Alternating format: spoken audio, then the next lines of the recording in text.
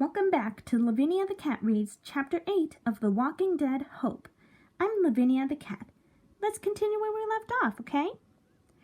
As the group gathered around the table, Javi fumbled inside a chest to his right. Seconds later, he produced a map of West Virginia and laid it on the table, flattening out its edges. He examined it thoroughly, placing a finger at one spot on the west. "This is us," he announced, looking around. "Gabe, where did you say you guys were before Clem disappeared?" Gabe looked at Louis and sighed, receiving a stern glare from the freckled man. He bowed his head, searching the map for a moment. The man jabbed a finger on a spot a few miles south of Richmond's position. "There, we were about a click away from the southern border." "Did you see anyone?" Lizzie asked then, raising an eyebrow. "Not really," he replied, shrugging. "They did leave her hat behind," he added hastily, fumbling for it in his backpack. He offered it to Louis, who took it harshly from his hands. "And you waited until now to tell me?" he spat. Gabe chose not to comment, instead looking down at the map and examining the zone around Clementine's disappearance. They all stood silently, inspecting the map, looking for clues that weren't there. At one point, Lizzie gasped and looked up at Louis with a smile. "What is it?" he asked, confused. She turned to Javi and raised an eyebrow. "You don't think it could be the right arm, do you?" They wouldn't mess with us, would they?" piped Eleanor, concern filling her voice. Javi thought about it for a moment before looking at Clem's hat in Louis's hands.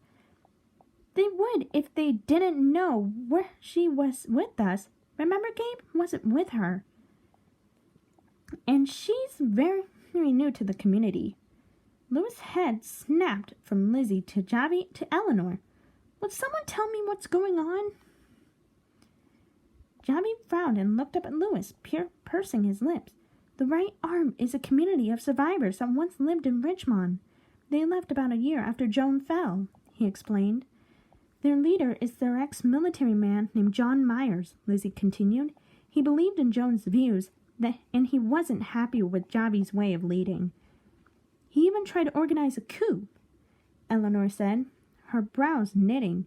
"We got lucky when one of his associates confessed to it before it could happen.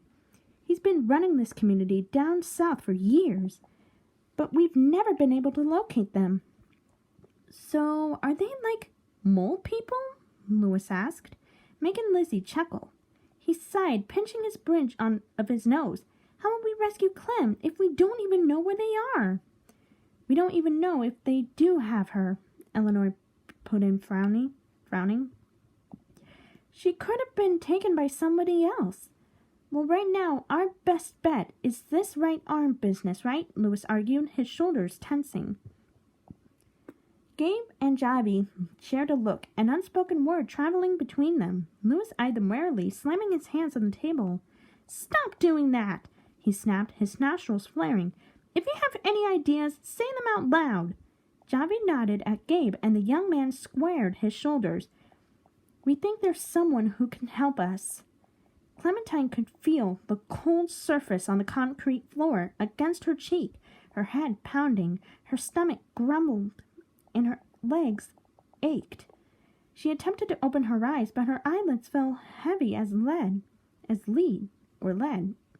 With every ounce of strength in her body, she propped herself up with her hands.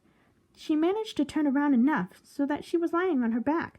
Nausea overcame her, and the urge to throw up became unbearable. She leaned to the side, expelling what little contents were in her stomach. As she went back to her original position, she finally had the strength to open her eyes.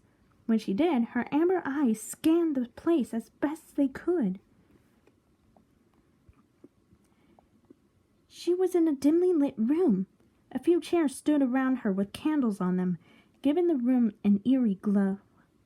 The walls were a dull gray with odd markings scrawled over their surface.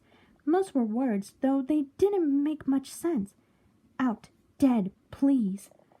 Clem managed to sit up slowly, though her head was still pounding. She got up, her legs almost give out under her weight. How long had she been out in it? How long had she been out of it? The walls seemed to be made out of concrete as well. A barred window stood at the top on one of them, moonlight shining through it. On the opposite wall was a door. It was made entirely of metal, its edges corroded for years of disrepair. It had a small compartment at chest height, and her side did not have a handle. Of course I get thrown in a prison, she muttered, angrily kicking the door. She heard a loud echoing metallic sound erupt from it and recoiled. As no answer to her protest was forthcoming, she paced the room, thinking of ways out. The window was too small to crawl through, even in an ideal condition. The doors seemed to be reinforced from the other side, probably to keep her locked up for good. Looking around, she could not see any kind of tool she could use to her advantage.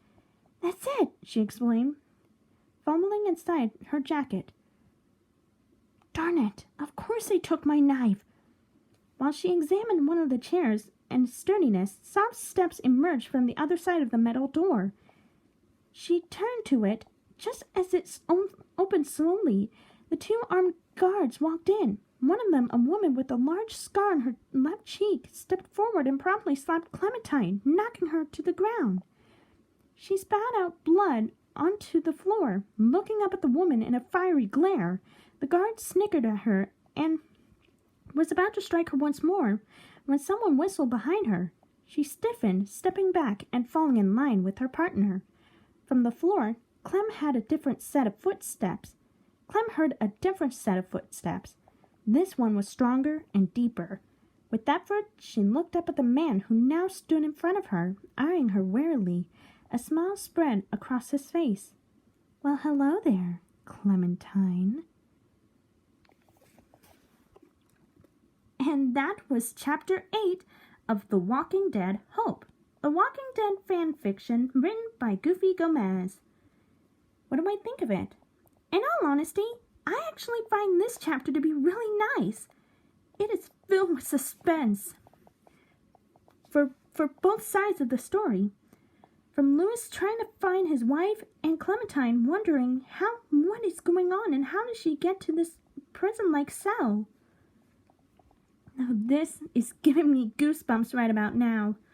Oh man, I almost shuddered when I was reading this, but I kept my cool there.